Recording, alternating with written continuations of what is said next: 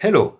Today I will answer the question what to expect at your first salsa class with me. So, if you've never danced before, if you've never had any classes, even if you did, this might be helpful. First, to get an idea of what the routine that is usually put in place in the dance class, but especially what I do during my classes.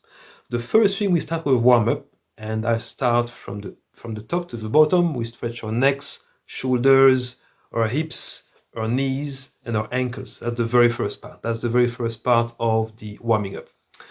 Then what I usually do is I start to work through the basics. So I go through the basic steps, solo step, because they're the foundation of of your dancing. So let's see, if it's salsa, I'm going to go for a side step, forward and back, on the spot, cumbia. I'm going to do that without music first. Then I will do the exact same, but I will beat. I will have the beat with my hands. 1, 2, 3, 5, 6, 7. 1, 2, 3, and 5, 6, 7. Very good. So once this is done, again, what we might do is we're going to do these steps, but I will actually ask people to change between forward and back, to left, to side. So try to transition between them. That's the second part, without music. Then I'm going to put on the music. Once I put the music, the first thing I ask people is to find the one. Where is the one? Because when you're on the dance floor, that's the big thing. Where is the one? So again, I try to ask them to clap on the one, and that gets them into the rhythm. And once they are comfortable with the one, then we start dancing a few steps, a few solo steps. So again, I'm going to do maybe forward and back, and then I would possibly ask them to change to side and so forth. So a combination of them. And once we are there, basically, I usually move then after that to the partner work. So in all cases, what I usually do is I break down everything very, very, like, I just break it down, because some people find it very much easier. So again, I break down the steps, explain why you do what you do. So again, how you will apply it later on. I explain about shifting your weight and explain exactly, I explain different ways. For instance, I could explain a step using 1, 2, 3, 4, 5, 7.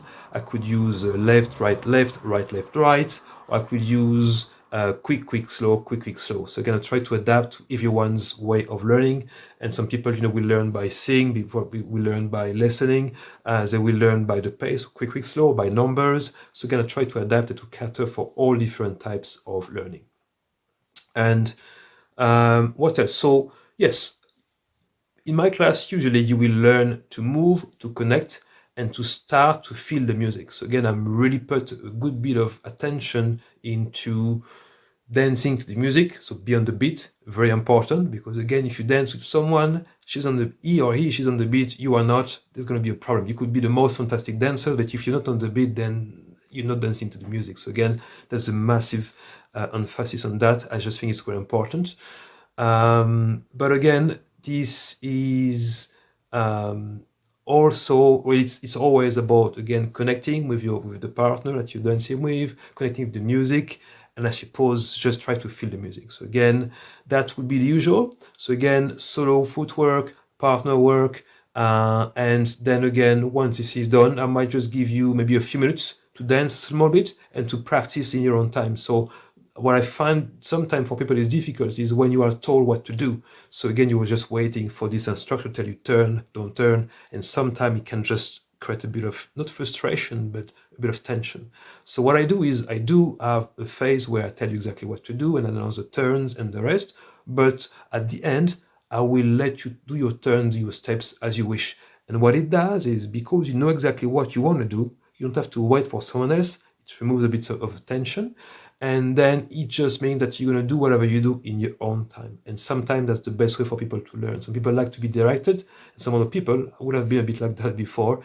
I like just to have my own time to kind of process and try things myself. Okay? And that's about it. So again, that would be the usual format for my class. Okay?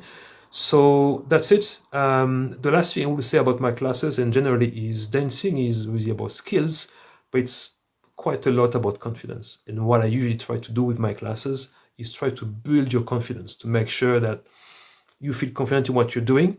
And that's the reason why sometimes I'd rather you knowing a few steps, but know them very well, rather than having a lot of steps, but being flaky on them. And by flaky, it's not a judgment, it's just the way I see some people trying to do a lot of steps and in their mind they feel a bit all over the place because they're just not sure what they're doing. Whereas if they know one or two steps very well, they can have a lot of fun with that, because once you know a step very well, it's really easy to add a variation and so forth. So anyway, it's been a long post. So again, I hope that with this post you managed to get an idea of how my classes work. And again, if you're interested in starting salsa or bachata or kizomba, please call to my classes. Again, I teach in Middleton and Yale, and you are more than welcome to come to the classes. The first class is free, by the way, okay, so that you can get a taste for it. Okay, so again, the best of luck to you. Hope this kind of answered a few questions that you may have. And again, feel free to contact me via WhatsApp, Insta, and the rest. I will be more than happy to answer your questions. I wish you well, and I will talk to you in the next post.